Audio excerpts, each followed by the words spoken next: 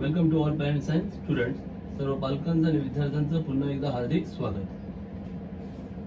Today we are going to study remaining questions from exercise 1.3 and then exercise 1.4. आज आपण 1.3 मधले आपले राहिलेले काही प्रश्न आहेत ते पाहूया आणि त्यानंतर उदाहरण संग्रह 1.4 याचा आपण आज अभ्यास करणार आहोत. ठीक आहे, तर 1.3 मधला 6वा प्रश्न आपला घेतो आहोत. Let's start with question number 6 from exercise 1.3. Which set of numbers could be the universal set for the sets given below? Which set of numbers could be the universal set for the set of numbers given below? खाली दिलेल्या संचांसाठी कोणता संच, कोणत्या संख्यांचा संच हा विश्वसंच होऊ शकेल असं म्हटलेलं आहे. फार साधं सोपं गणित आहे. So let's start with question number 6. From that first one, in question number 1, they have given 3 sets. A is given as set of multiples of 5. Set of multiples of 5. 5च्या पटीतील संख्यांचा संच. 5च्या पटीतील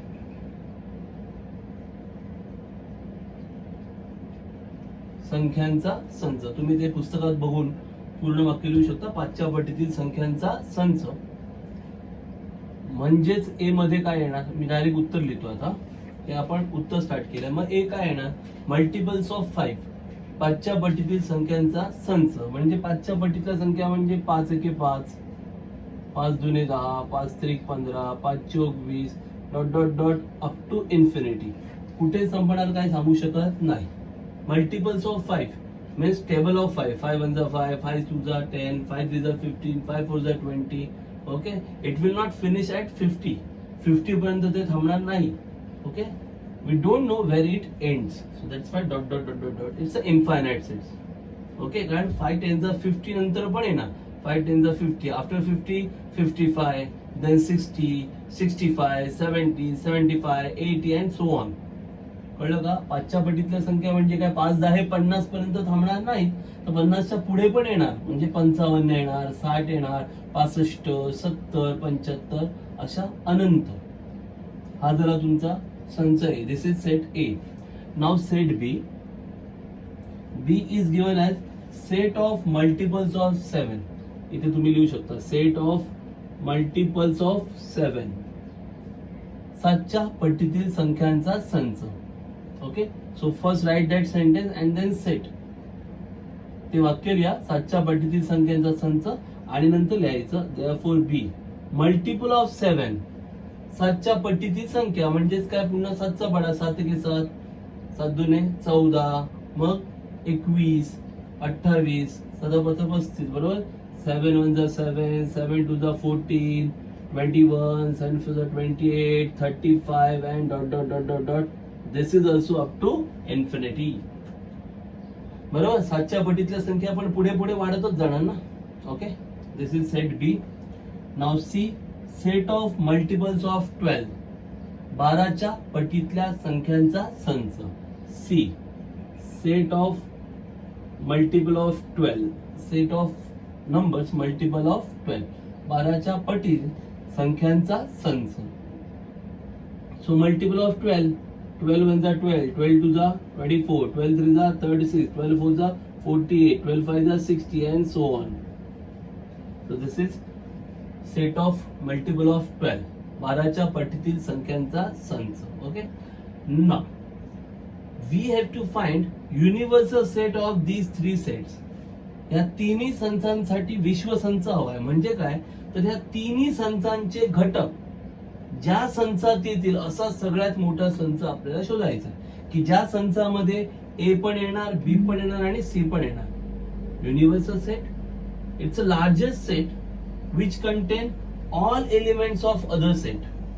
मग असा universal set we have to find universal set like it should contain elements from A, elements from B and elements from C.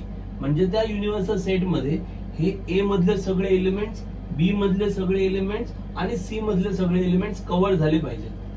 विश्वसंचामध्ये A B आणि C मधले सगळे घटक आले पाहिजे, बरोबर.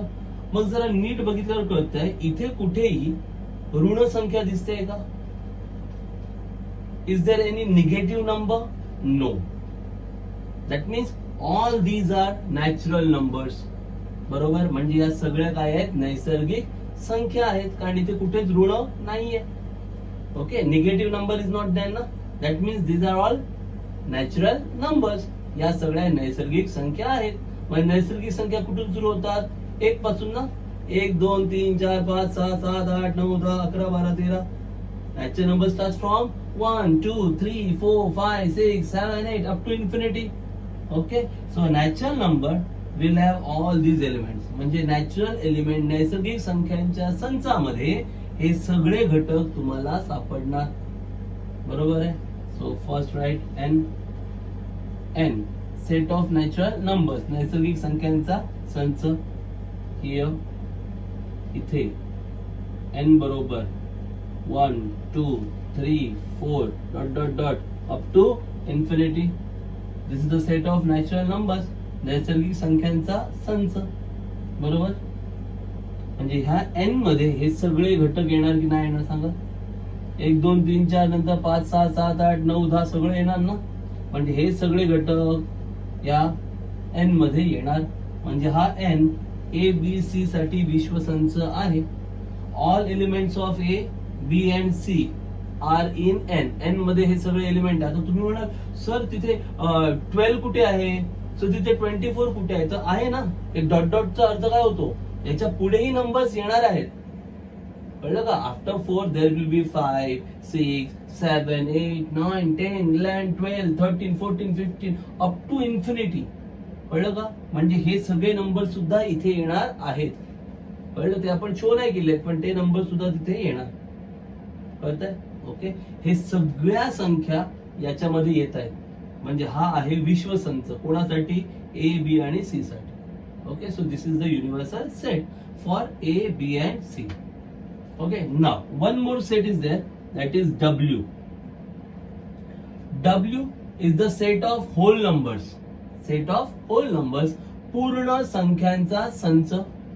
Okay, whole number starts from 0. Whole number starts from 0. So that is 0, 1, 2, 3, 4, 5, 6, 7, 8, 9 up to infinity. 0, 1, 2, 3, 4 dot dot dot dot dot to infinity. Okay, so now all these elements are also covered in W. हे सगळे घटक या W मध्ये पण तुम्हाला सापडणार. म्हणजे हा W म्हणजे काय? पूर्ण संख्यांचा संच.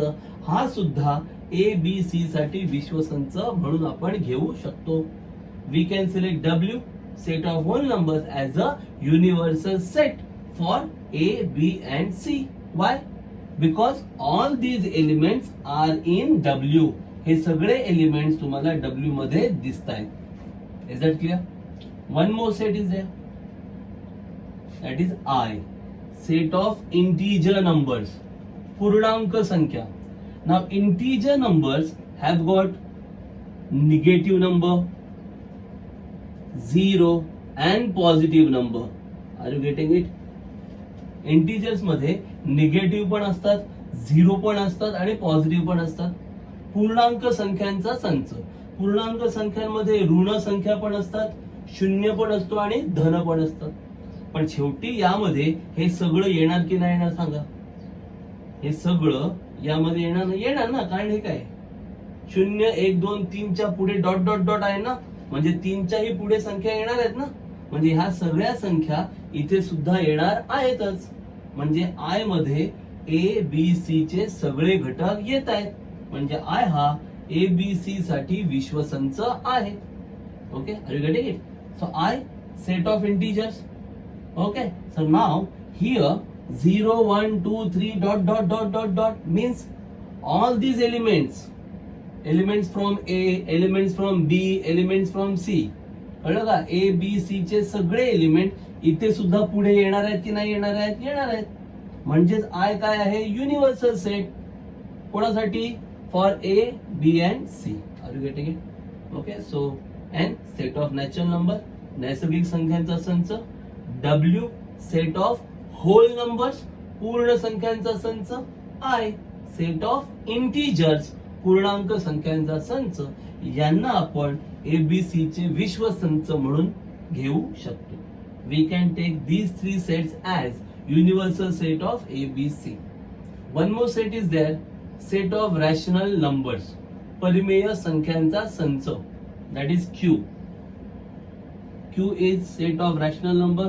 You can show like this, A by B, where A, B both belongs to integer or you can say natural numbers and B not equal to 0. Q म्हणजे परिमेय संख्यांचा संच. परिमेय संख्या म्हणजे ज्या अपूर्णांकाच्या स्वरूपात लिहिता आहेत. अपूर्णांक म्हणजे कळतं ना, 1/2, 3/4, 5/6, 7/8. अपूर्णांक म्हणजे अपूर्णांकाच्या स्वरूपात त्या लिहिता येतात. फक्त हा छेद शून्य असता कामा नये, शून्य नको, त्यांना म्हणतात परिमेय संख्या. Rational numbers which are in this form, fraction 5/6, 7/8, 1/2, all fractions, okay, comes under rational number. Okay, and in rational number you can find out integers also. Rational numbers मध्ये तुम्हाला असे फ्रॅक्शन्स पण मिळणार आणि इंटिजर्स पण मिळणार. कळतंय का? अपूर्णांक पण मिळणार आणि पूर्णांक सुद्धा मिळणार. म्हणजे ह्या परिमेय संख्यांमध्ये सुद्धा हे सगळे घटक तुम्हाला भेटणार, सापडणार. Okay, all these elements also comes under rational number. So rational number is also universal set for A, B and C. कळलं? म्हणजे ABC चे युनिव्हर्सल सेट कोणते असू शकतात? Natural number, whole number, integer, rational number.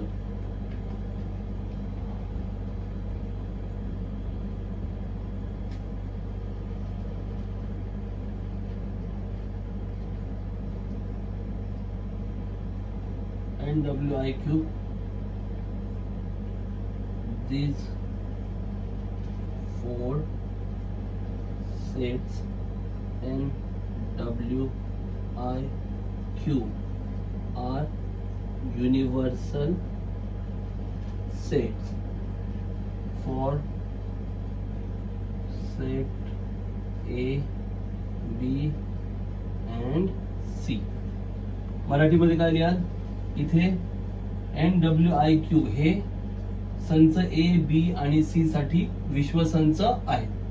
कळलं? काय वाक्य लिहिणार? इथे काय लिहिणार? इथे संच NWIQ हे संच A, B आणि C साठी विश्वसंच आहेत, असं मराठीत वाक्य लिहायचं.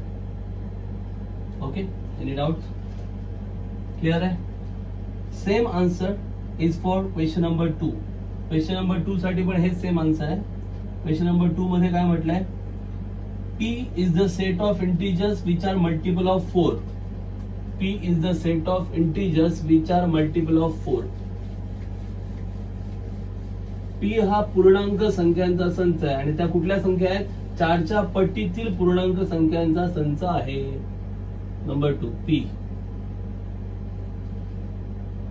set of integers which are multiple of 4. Integers which are multiple of 4. 4च्या पटीतील पूर्णांक संख्यांचा संच. 4च्या पटीतील पूर्णांक संख्या आहेत त्या ना, पुस्तकात बघून ते वाक्य लिहा. 4च्या पटीतील पूर्णांक संख्यांचा संच.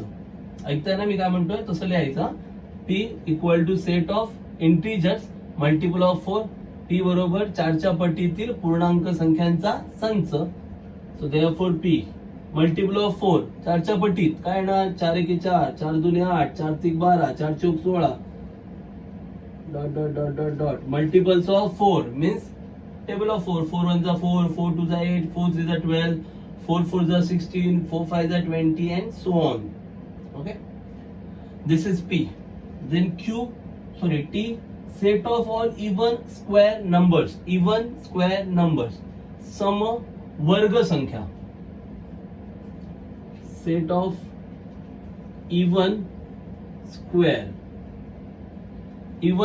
numbers, सम वर्ग संख्या ओके, समवर्ग संख्या, even square numbers, okay, set of all even square numbers, समवर्ग संख्या म्हणजे काय, 2 स्क्वेअर, देन पुढची इवन नंबर कोणती, 4 square, 6 square, 8 square, then 10 square, dot dot dot dot dot. This is all about Q. समसंख्यांची वर्ग, समवर्ग संख्या म्हणजे सम पाहिजे पण तिचा काय पाहिजे, वर्ग. समसंख्या कोणत्या आहे, 2 4 6 8 ह्या सम आहेत, पण सम नको आहे, समवर्ग. त्या समसंख्येचा वर्ग म्हणजे 2 चा वर्ग, 4 चा वर्ग, 6 चा वर्ग, 8 चा वर्ग, 10 चा वर्ग, पुढे काय येणार, 12 चा वर्ग, 14 चा वर्ग आणि अनंत. Even square, so even numbers 2 4 6 8, but we want even square, so 2 square, 4 square, 6 square, 8 square, okay, like that up to infinity. Now just see P and Q, okay, all the numbers are positive na, that means all these numbers are natural numbers, so natural number will be the universal set. सगळ्या संख्या धन आहेत ना, म्हणजे ह्या सगळ्या संख्या नैसर्गिक आहेत, म्हणजे नैसर्गिक संख्यांमध्ये या सगळ्या संख्या येणार ना, म्हणजे P साठी नैसर्गिक संख्या विश्वसंच आहेत n. n will be the universal set for P.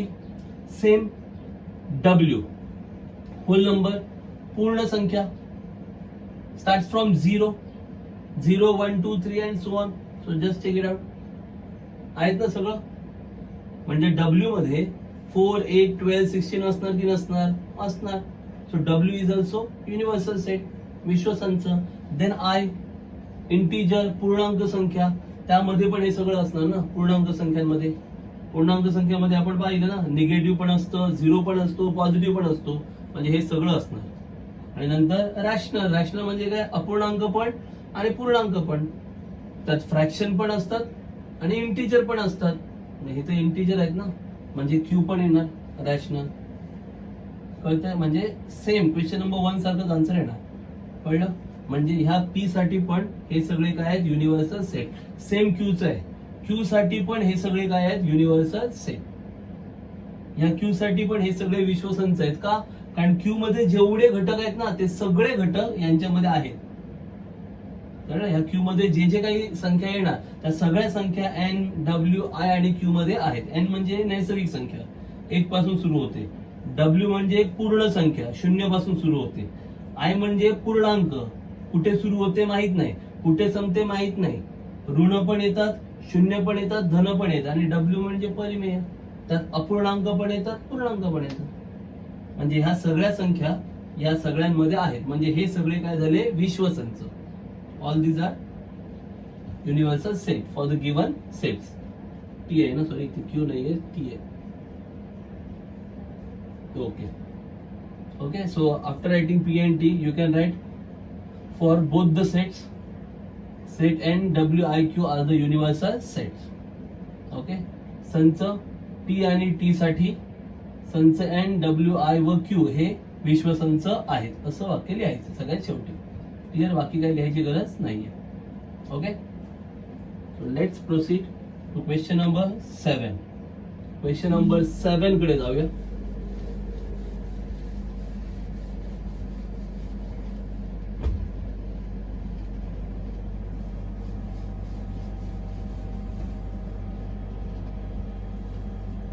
Okay, very simple question is given. Let all the students of class form a universal set. All students are a universal set.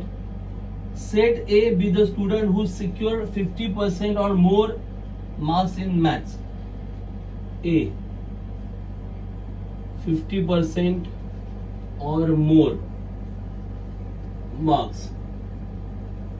म्हणजे A जो संच आहे तो अशा विद्यार्थ्यांचा संच आहे ज्यांना 50% किंवा 50% जास्त गुण मिळाले आहेत, मार्क्स मिळाले आहेत, असा संच आहे A. Then write the complement of A. We have to write complement. Complement of A means A dash. Pretty ordinary, एकदम सिंपल आहे ना. सेट ए कोणाचा आहे? Set A for students getting 50% or more marks. So A dash means what, not in A. A डॅशचा meaning काय होतो, not a. म्हणजे ए काय आहे, 50% और मोर ना, हे नको आहे ना. म्हणजे 50% और मोर नको आहे. म्हणजे कसे हवेत ते मार्क्स, 50% नको आहे, मोर पण नको आहे. मग ते 50% पेक्षा कसे असणार, less. Okay, are you getting it? A dash complement of A means A dash. A dash means what, not A. So we don't want A. So A is what, 50% or मोर. मग आपल्याला 50% और मोर नको आहे. 50% नको आहे, मोर म्हणजे जास्त, ते पण नको आहे. मग काय हवंय, you don't want 50%, you don't want more than that, means you want less than that. So students getting less than 50% marks.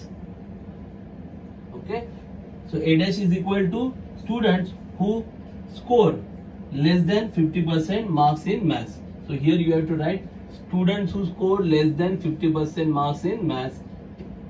Students, set of students, na, you want, then write the complement of A. A be the students. Okay, students who secured less than 50% marks in maths. ए काय दिलंय, 50% किंवा जास्त गुण मिळवणारे विद्यार्थी. गणितामध्ये 50% किंवा जास्त गुण मिळवणारे विद्यार्थी. मग त्याचा पूरक संच म्हणजे काय, पूरक संच म्हणजे तो संच घ्यायचा नाही, म्हणजे ए घ्यायचा नाही. मग ए काय आहे, 50%. मग 50% घ्यायचे नाही आहेत, किंवा जास्त म्हणजे 50 पेक्षा जास्त पण नको आहे. म्हणजे 50% वाले पण नको आहे, 50% पेक्षा जास्त गुणवाले पण नको आहे. मग कोणते हवे आहेत, येस 50% पेक्षा कमी गुण मिळवणारे. मग काय लिहिणार, 50% पेक्षा कमी गुण मिळविणारे विद्यार्थी.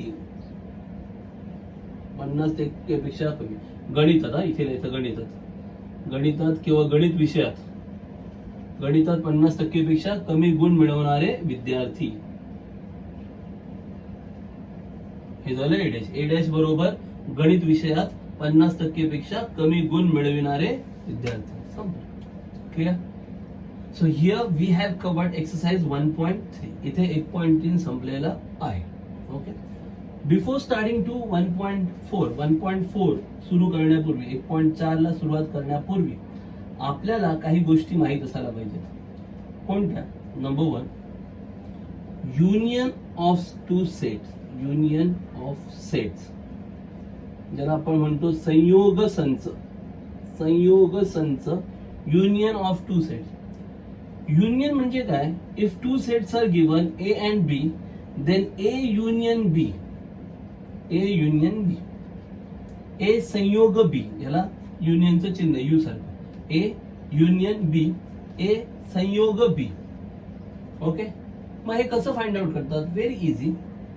If two sets are given, if A is given as 1, 2, 3, if B is given as 3, 4, 5, if A and B are two sets, जर ए आणि बी हे असे दोन संच दिले आणि जर मला ए संयोग बी हवाय, if I want to find A union B, then just I have to combine both the sets. मला दोन्ही संच एकत्र करायचे आहेत. But don't repeat the elements. पण कोणताही घटक पुन्हा पुन्हा लिहायचा नाही. मग आता ए संयोग बी करायचा आहे ना, मग ए आणि बी दोघांना एकत्र लिहायचं. मग ए लिहूया 1, 2, 3, मग बी लिहायचं. पण बी लिहिताना 3 लिहिणार का? नाही, कारण 3 तर ऑलरेडी लिहिलाय. मग काय लिहिणार? 4 आणि 5. संपलं. म्हणजे ए संयोग बी किती येणार? 1, 2, 3, 4 आणि 5. A union B. If you want to write A union B, then what you have to do? Just you have to combine the element, but don't repeat. A union B. First write elements from A, 1, 2, 3. Then elements of B, but don't write 3. Why? Already we have written 3. So next 4, 5, 4, 5. 1, 2, 3, 4, 5. This is A union B. Are you getting it? कळतंय? Okay. For solving word problems, शाब्दिक उदाहरणं जर कधी आली, then or A union B, in word problems it is replaced by word or. A union B means A or B. A union B means A or B. So for union, in word problem they will use word or. Or means union. शाब्दिक गणितांमध्ये संयोगासाठी शब्द किंवा असा वापरतात. ए किंवा बी म्हणजेच ए संयोग बी. ए किंवा बी म्हणजेच ए संयोग बी. याला म्हणतात संयोग क्रिया, संयोग संच. Union of two sets. Clear? Okay. Then the next part is intersection of sets. Intersection of two sets. Okay. छेद संच. Intersection of two sets. Very easy. Intersection means what? Just we have to write common elements from both the sets. What we have to write? Common elements from both the sets. दोन्ही संचांमध्ये जे काही समान असेल तेवढंच लिहायचं, त्याला म्हणतात छेद संच. For example, suppose P has got 3, 4, 5 and suppose Q has got 4, 7, 8. So therefore P intersection Q, हा उलटा U आहे ना, हा दिस इज इंटरसेक्शन. असं याला म्हणतात छेदसंच. P छेदसंच Q. P intersection Q equal to what you have to write? Common, सामायिक, same. मग बघा P आणि Q मध्ये काय सेम आलाय? 4, 4, 4, 4. 4 is the common element. So here you have to write just 4. This is intersection set. याला म्हणतात छेद संच. म्हणजे युनियन मध्ये कंबाईन करायचं, संयोग मध्ये सगळं एकत्र करायचं. इंटरसेक्शन कॉमन एलिमेंट्स, छेदसंच सामायिक घटक. कळतंय की नाही कळतंय? Are you getting it? Word problem मध्ये युनियनला काय म्हणतात? ऑर. संयोगला किंवा. And in word problems for intersection they use word and. Which word? And. And means intersection. कळलं? शाब्दिक गणितांमध्ये छेदसंचासाठी शब्द आणि असा वापरतात. कुठला? आणि. आणि म्हणजे छेदसंच. क्लियर आहे? समजतंय? हे फार महत्वाचं आहे. हा, based on this we have to solve exercise 1.4.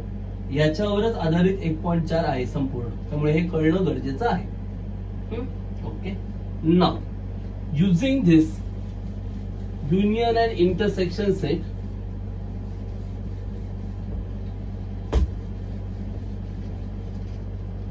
we have a addition theorem, and that addition theorem, बेरजेचा गुणधर्म addition theorem, n of a plus n of b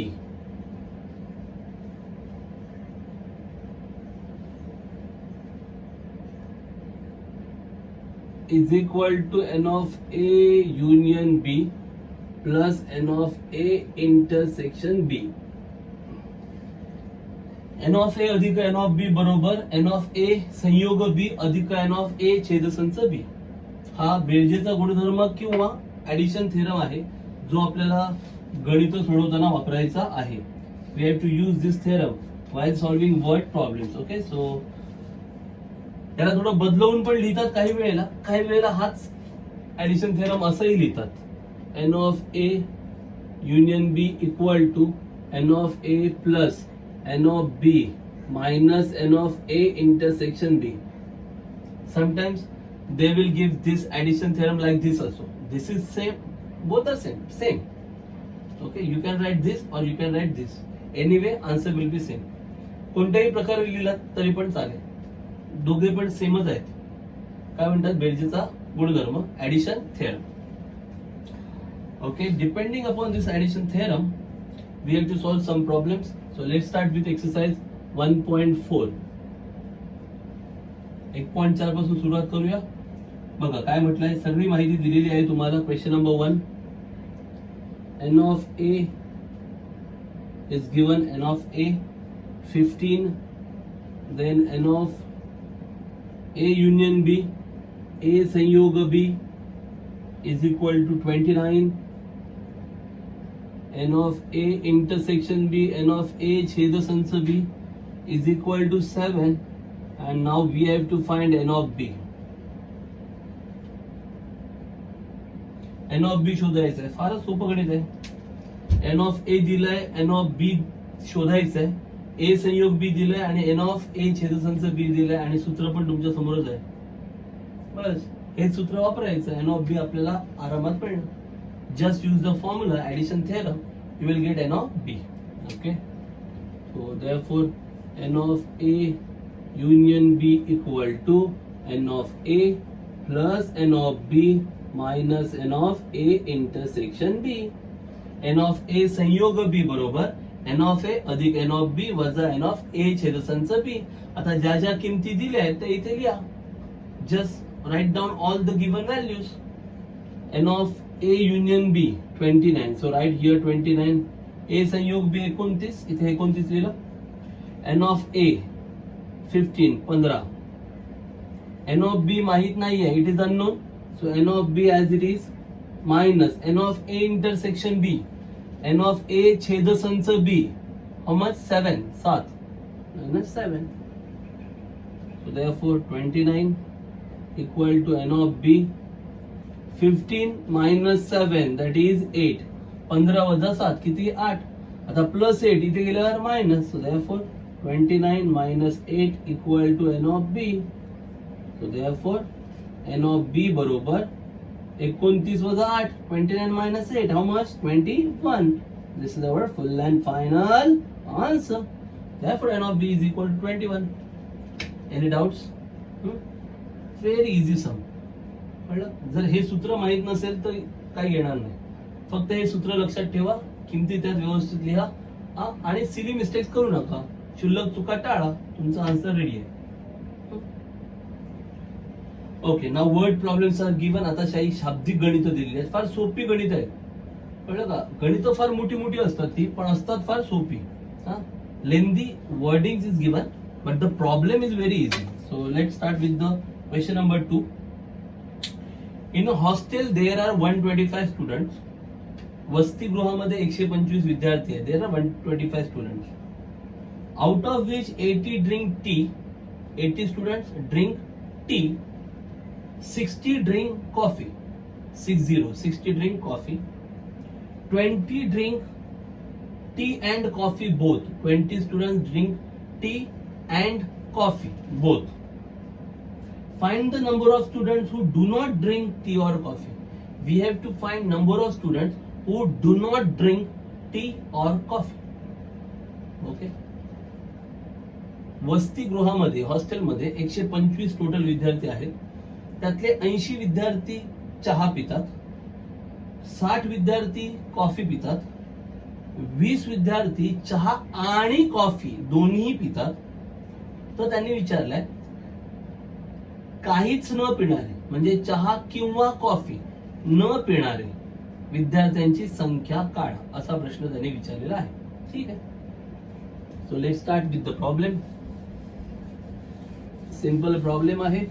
just we have to use notation. काही अक्षर मानावी लागतील आपल्याला.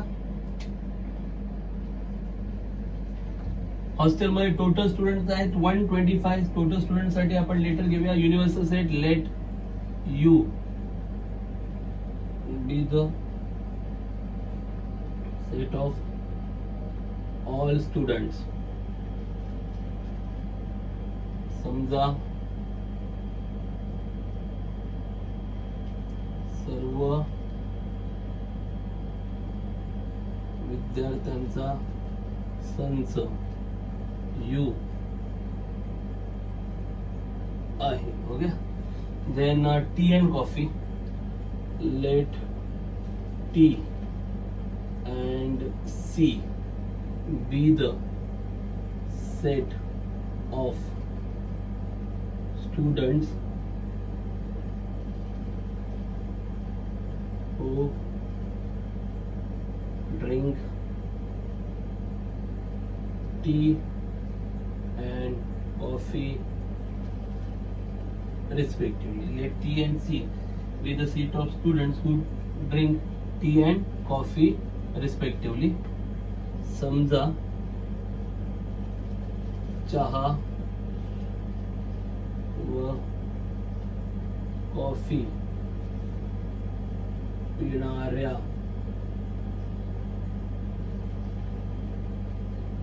विद्यार्थ्यांचा संच अनुक्रमे T व C आहे.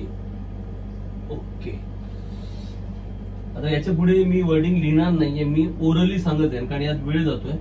मी तोंडी सांगत आहे. I will orally tell you what you have to write. Okay, so it will save our time.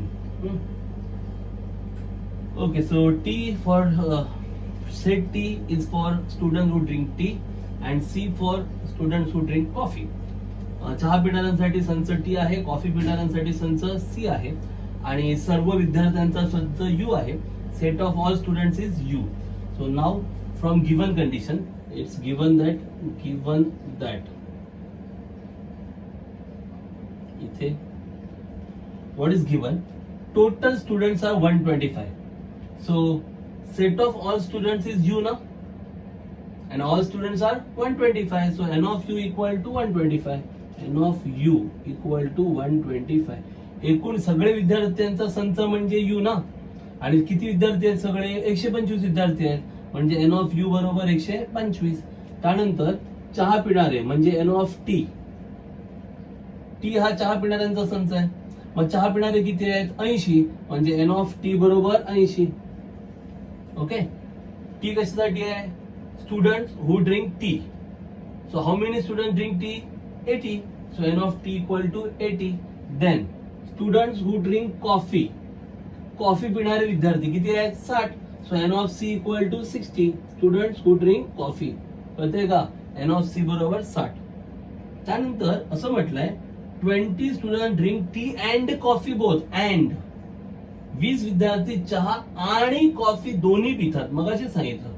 And म्हणजे काय, इंटरसेक्शन, आणि म्हणजे काय, छेदसंच. सो एन ऑफ चहा, चहा म्हणजे काय टी, आणि म्हणजे काय छेदसंच असं लिहितात ना. कॉफी, कॉफी म्हणजे C. N of T, T means tea, and means intersection, coffee C, and that students are 20. So T intersection C equal to 20. Now we have to find who do not drink tea and coffee. Who do not drink tea and coffee. Okay, tea or coffee. काहीच पित नाही ते काढायचे, पण आपल्याला अगोदर काय काढावं लागणार, काहीतरी पिणारे काढावे लागणार. कळलं का, कारण इथे जे दिसतंय एन ऑफ टी दिसतंय, सी दिसतंय, टी छेदसंच सी, यातून आपल्याला काय मिळणार आहे, पहिलं आपल्याला मिळणार की काहीतरी पिणारे मिळणार. म्हणजे ते चहा तरी पितील किंवा कॉफी तरी पितील किंवा दोन्ही पितील, बरोबर. आणि मग काही ना काही पिणारे विद्यार्थी कळले की आपल्याला ते विद्यार्थी बाजूला काढून उरलेले विद्यार्थी काहीच न पिणारे मिळणार. काय म्हणतोय ते कळतंय, प्रश्न का विचारलाय, चहा किंवा कॉफी न पिणारे हवेत ना. मग आपल्याकडे जी माहिती आहे त्यावरून तुम्हाला डायरेक्ट ते नाही मिळणार, चहा किंवा कॉफी न पिणारे. मग काय मिळणार, चहा किंवा कॉफी पिणारे मिळणार. कारण किंवा म्हणजे काय, संयोग. किंवा म्हणजे काय, संयोग. म्हणजे आपल्याला एन ऑफ टी संयोग सी हे पटकन मिळेल ना. टी संयोग सी याचा अर्थ काय होतो, चहा किंवा कॉफी. म्हणजे चहा किंवा कॉफी पिणारे आपल्याला लगेच मिळेल. मग चहा किंवा कॉफी पिणारे जर मिळाले तर ते सगळे एकूण विद्यार्थ्यांमधून काढून टाका. म्हणजे उरतील ते काहीच पिणार नाहीत. काय बोललो, कळलं. काय काढायचं, पहिलं चहा किंवा कॉफी पिणारे किती आहेत ते पहिलं शोधा, ते सगळे बाजूला काढा. जे उरतील ते काहीच पिणार नाहीत, म्हणजे ते चहा किंवा कॉफी पिणार नाहीत. Are you getting it. So first find out students who drink tea और coffee. Question is what, find the number of students who do not drink tea or coffee. But we can find out this T union C. T union C means what, tea or coffee. So we can easily find out students who drink tea or coffee. म्हणजे आपल्याला easily काय मिळेल, students जे T और coffee drink करतात ते आपल्याला लगेच मिळेल. क्वेश्चन तो नाही विचारलाय. क्वेश्चन काय विचारलाय, हु डू नॉट ड्रिंक, जे ड्रिंक करत नाहीत. पण ते डायरेक्ट मिळत नाही. काय मिळतंय, पहिलं आपल्याला हे मिळणार काय, स्टुडंट्स हु ड्रिंक टी और कॉफी. ठीक आहे ना. म्हणजे टी और कॉफी ड्रिंक करतात त्यांचा पहिला नंबर काढूया, ते किती आहेत ते बघूया. आणि मग ते सगळे स्टुडंट काय करायचे, टोटल स्टुडंट्स मधून काढून टाका. ओके, सबट्रॅक्ट करा. मग जी रिमेनिंग स्टुडंट असणार ते काय असणार, ते टी पण नाही घेणार किंवा कॉफी पण नाही घेणार. They will not drink tea और कॉफी. लॉजिक कळतंय का? Okay, so let start. So first here, number of students who drink tea or coffee, n of चहा किंवा कॉफी पिणाऱ्या विद्यार्थ्यांची संख्या. चहा किंवा कॉफी पिणाऱ्या विद्यार्थ्यांची संख्या. नंबर ऑफ स्टुडंट, ब्रॅकेट म्हणजे number of student. Number of student who drink tea और कॉफी, चहा किंवा कॉफी पिणाऱ्या विद्यार्थ्यांची संख्या बरोबर N of T union C. किंवा म्हणजे संयोग, or means union, T union C. So just now we have studied formula for T union C. आत्ताच बघितलं ना फॉर्म्युला टी युनियन सी. काय फॉर्म्युला येणार, N of T plus N of C minus N of T intersection C. In last sum A and B. In that sum we have studied the formula ना, n of A union B. हो ना, n of A union B च्या वेळी काय दिलं होतं, n of A plus N of B minus N of A intersection B लिहिलं होतं ना. मग आता फक्त काय आहे, ए आणि बी साठी in place of A and B इथे काय आहे, T and C. So just write down the formula. मगाशी आपण सूत्र बघितलं ना बेरजेचं, n of A संयोग B असेल तर काय होतं, n of A अधिक n of B वजा n of A संयोग B होतं ना. आता फक्त A B च्या ऐवजी काय आहे, T आणि C आहे, ते वापरा. आता किमती टाका इथे, n of T, n of T किती आहे, 80 80, n of C 60 minus n of T intersection C 20. So that is 80 plus 60. How much? 140. 140 minus 20. How much? 120. So 120 students drink tea or coffee. म्हणजे 120 विद्यार्थी चहा किंवा कॉफी पितात. म्हणजे काहीतरी पितात, चहा तरी पितील किंवा कॉफी तरी पितील. पण एकूण विद्यार्थी किती आहेत, 125. त्यातले 120 जण काही ना काही पित आहेत. उरले किती, 125 मधले 120 काहीतरी पितात, उरले किती, 5 जण काहीच पित नाहीये. तेच होतं ना, students who do not drink tea और कॉफी. काहीच न पिणारे विद्यार्थी किती निघाले, 5. कळलं की नाही कळलं? Are you getting it? 120 students drink tea और coffee. Any one drink, they can drink tea और दे कॅन ड्रिंक कॉफी और they can drink both. 120. So these 120 students drink any drink. Okay, so total students are 125. Out of 125, 120 students drink either tea or coffee. So how many remain? 5 students. So these 5 students do not drink any drink. They do not drink tea or coffee. Is that clear? कळतंय का? Okay. So just you have to write therefore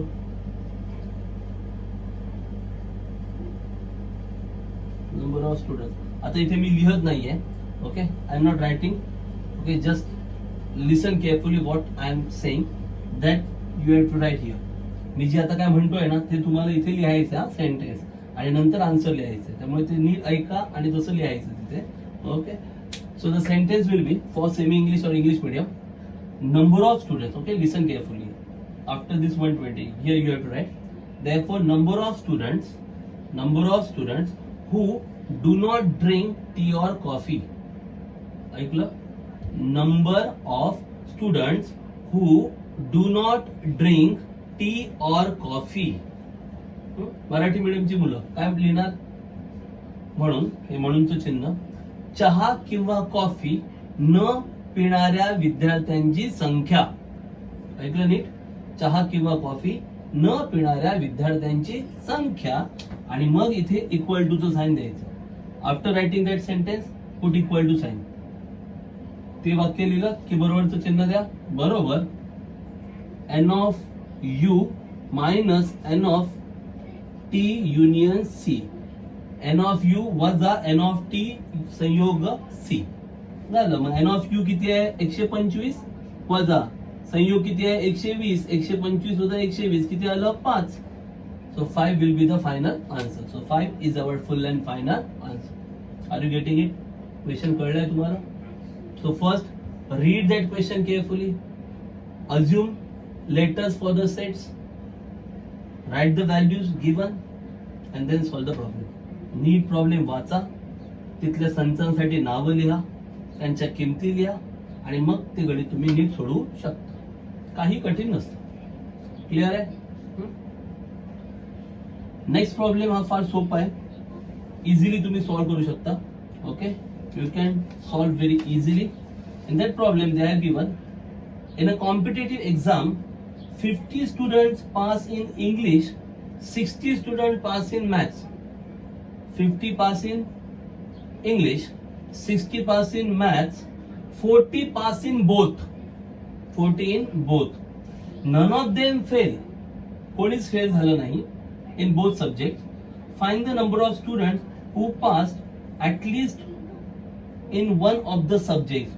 Who passed at least in one of the subjects. Okay, काय म्हणतात बघा. Exam झाली, परीक्षा झाली, त्या परीक्षेमध्ये 50 विद्यार्थी इंग्लिशमध्ये उत्तीर्ण आहेत, पास आहेत. 60 विद्यार्थी गणितामध्ये उत्तीर्ण आहेत, पास आहेत. 40 विद्यार्थी दोघांमध्येही उत्तीर्ण आहेत, म्हणजे इंग्लिशमध्ये पण आणि गणितात दोघांमध्ये. आणि वापरतोय आम्ही. त्यांनी असं विचारलंय की कोणीच नापास नाही झालंय. None of them failed in both subject, म्हणजे कोणीही दोन्ही विषयात नापास असं झालेलं नाहीये. म्हणजे एखाद्या विषयात झालं असेल नापास, म्हणजे कोणी इंग्लिश मध्ये नापास झालं असेल तर तो गणितात पास असेल, कोणी गणितात नापास झालं असेल तर तो इंग्लिशमध्ये पास झाला असेल. म्हणजे दोघांमध्ये पण नापास असा कोण नाहीये. ते असं म्हणतायत find the number of student who pass at least one of the subject. किती विद्यार्थी आहेत at least one of the subject. They pass in at least one of the subject means either. At least वनचा अर्थ काय होतो, कमीत कमी एका विषयात तरी पास असेल. मग कमीत कमी एक म्हणजे काय, एकतर तो इंग्लिशमध्ये पास असेल, किंवा तो गणितात पास असेल, किंवा तो दोन्हीमध्ये पास असेल. कमीत कमी एकचा अर्थ काय होतो, एकात किंवा एकापेक्षा जास्त मध्ये. मग कमीत कमी एका विषयात तो पास पाहिजे ना, उत्तीर्ण. म्हणजे तो गणितात उत्तीर्ण पाहिजे, किंवा तो इंग्लिशमध्ये, किंवा तो दोघांमध्ये पण चालेल. म्हणजेच काय, आपल्याला काय पाहिजे, गणितात किंवा इंग्लिशमध्ये. मग किंवा म्हणजे काय, संयोग. म्हणजे आपल्याला संयोग संच काढायचा आहे या गणितात. हे काढलं ना ते. At least one means what, either he will pass in English, और he will pass in maths, और he will pass in both. So either और means what, union. So you have to find union of the two sets. आपल्याला union find out करायचं आहे गणितात. समजलं गणितात काय करायचंय? ठीक आहे, बघूया आता किती जणांना जमतंय.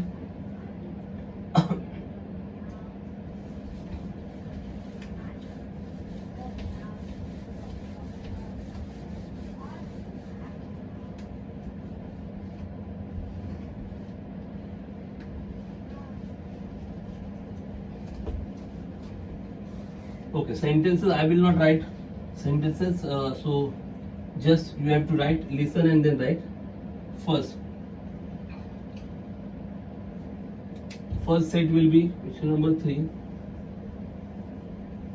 U. Let U be the set of all students. Let U be the set of all students. Okay.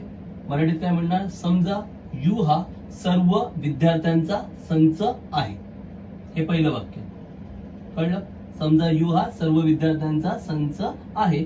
Late U be the set of all students. Let U be the set of all student. समजा U हा सर्व विद्यार्थ्यांचा संच आहे. त्यानंतर E. Let E and M. Let E and M capital लिहायचं. Let E and M be the, let E and M be the set of students. Let E and M be the set of students pass in. Let E and M be the set of students pass in English and Maths respectively. Let E and M be the set of students passed in English and Maths respectively. मराठीमध्ये समजा English व गणितात उत्तीर्ण विद्यार्थ्यांचे संच, समजा English व गणितात उत्तीर्ण विद्यार्थ्यांचे संच अनुक्रमे ई व एम आहेत. Okay, listen carefully. After writing all these statements, सगळी ही वाक्य लिहिली की मग आता काय लिहायचंय ते बघा. Then you have to write given conditions. Now given that here, इथे we don't know total number of students, आपल्याला एकूण विद्यार्थी माहित नाहीये. So we cannot write n of U, त्यामुळे एन ऑफ यू तर काही लिहिता येणार नाहीये. पण इंग्लिश मध्ये किती उत्तीर्ण आहे ते माहिती आहे. But we know student pass in English. So N of E, N of E म्हणजे काय, इंग्लिश मध्ये पास असलेले विद्यार्थी. Number of student pass in English, how many pass, 50. So N of E equal to 50 pass in English, English मध्ये उत्तीर्ण विद्यार्थी. Then 60 pass in maths, maths N of M, गणितात उत्तीर्ण, गणित म्हणजे एम, एम मध्ये किती आहेत, 60, म्हणजे एन ऑफ एम बरोबर 60, n of M equal to 60. Then 40 pass in both, 40 in both, बोथचा अर्थ काय होतो, दोघांमध्ये पण, दोघांमध्ये म्हणजे इंग्लिश आणि गणित दोघांमध्ये, आणि म्हणजे काय, छेदसंच. N of E intersection M is equal to 40. Both बोलाय ना, बोथ म्हणजे काय, both means what, English and maths, and means intersection. So English intersection maths is equal to 40. Clear, कळलं का. 40 विद्यार्थी दोघांमध्येही पास आहेत. दोघांमध्ये याचा अर्थ इंग्लिश आणि गणित, इंग्लिश म्हणजे ई आणि म्हणजे छेदसंच, गणित म्हणजे एम. किती, 40. Is that clear. Okay, now what they ask, number of student in pass in at least one subject. None of student fail, कोणच फेल झालेलं नाहीये, ऍटलीस्ट वन सब्जेक्ट आहेत ना. So find the number of student who pass at least one of the subjects. So number of students who passed in at least one of the subjects, number of students who passed in at least one of the subject, they have asked total number of students, no, okay, number of students who passed in at least one of the subject. Just write down that sentence completely. कमीत कमी एका विषयात उत्तीर्ण विद्यार्थ्यांची संख्या, कमीत कमी एका विषयात उत्तीर्ण विद्यार्थ्यांची संख्या बरोबर एन ऑफ ई संयोग M, that is equal to n of E union M. At least वनचं मिनिंग काय सांगितलं, ऍटलीस्ट वन म्हणजे काय, at least one means what, one or more, means either English or maths. मग आयदर ऑर म्हणजे काय, or म्हणजे काय, union. So English union M. At least वनचं मिनिंग कळलं. At least one means what, either or, either or म्हणजे काय, ऑर, ऑर म्हणजे युनियन.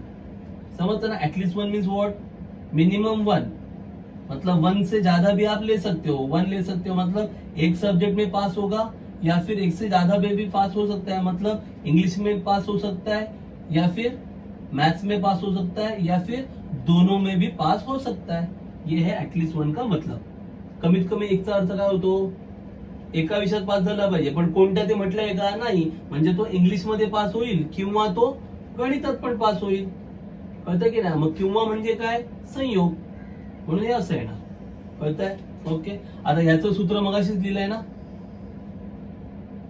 ए संयोग बी, क्वेश्चन नंबर 1 पहिल्या गणितात वापरलंय ना सूत्र. काय येणार मग इथे, पहिलं एन ऑफ ई येणार, मग काय येणार, अधिक एन ऑफ एम येणार, मग काय येणार, वजा एन ऑफ ई छेदसंच M. Just now we have used ना in question number 1 n of A union B. Then what we have to write, n of a plus n of b minus n of a intersection b. But now it is e union m ना. मग e union m असेल तर काय येणार, पहिलं n of e येणार, मग plus n of m येणार, मग minus n of e intersection m, bus values आहेत ना आपल्याकडे, पुटअप करा. एन ऑफ ई किती आहे 50 प्लस एन ऑफ एम किती आहे 60 minus E intersection M. E intersection M किती आहे 40. सो 50 प्लस 60 किती होणार 110. 110 मायनस 40 किती 70. So 70 students passed in at least one subject. सगळ्यात शेवटी आन्सर लिहा. Number of student who passed in at least one subject equal to 70. सगळ्यात शेवटी उत्तर लिहा. कमीत कमी एका विषयात उत्तीर्ण विद्यार्थ्यांची संख्या बरोबर 70. जमेल तुम्हाला? Are you getting it? लिहू शकता ना? कळलं का? पहिलं ते सगळं वर्डिंग करायचं, मग हे given and then you can write. इथे कळतं ना मी काय काय वाक्य सांगितली ती सगळी वाक्य लिहून लिहायचं, असं अर्धवट लिहायचं नाही. हा समजलं? इथे मध्ये मध्ये मी सेंटेन्सेस सांगितले, ते सेंटेन्सेस लिहायचे आणि मग ते लिहायचं. Clear? Okay. So we have covered 1, 2, 3 sum and there is only one sum, 1, 2, 4 and 5. Question number 4 and 5 remains only. Okay, then this chapter will cover. Okay, so just go through all these sums. सगळी गणित पहा, जरा स्वतः सोडून पहा, पुन्हा बघा काय समजतंय काय नाही समज, पुन्हा विचार करा त्यामध्ये. ओके. जर काही कळलं नाही, जर काही जमत नसेल तर कमेंट बॉक्स मध्ये तुम्ही लिहू शकता. तिथे कुठल्या प्रॉब्लेम मध्ये डाऊट असेल तर तुम्ही तिथे कमेंट बॉक्स मध्ये लिहा की कुठे डाऊट आहे काय आहे. नेक्स्ट व्हिडिओ मध्ये आपण ते क्लिअर करू शकतो. Is that clear? त्यामुळे नीट पहा, नीट अभ्यास करा, पुन्हा पुन्हा व्हिडिओ पहा. कुठे काय अडतंय तर पुन्हा त्या स्टेपवर जा, पुन्हा ती स्टेप पहा. ओके. फक्त कॉपी करू नका, समजून घ्या कसं काय केलंय. Is that clear? Once again thanks for watching video. Keep watching and keep solving.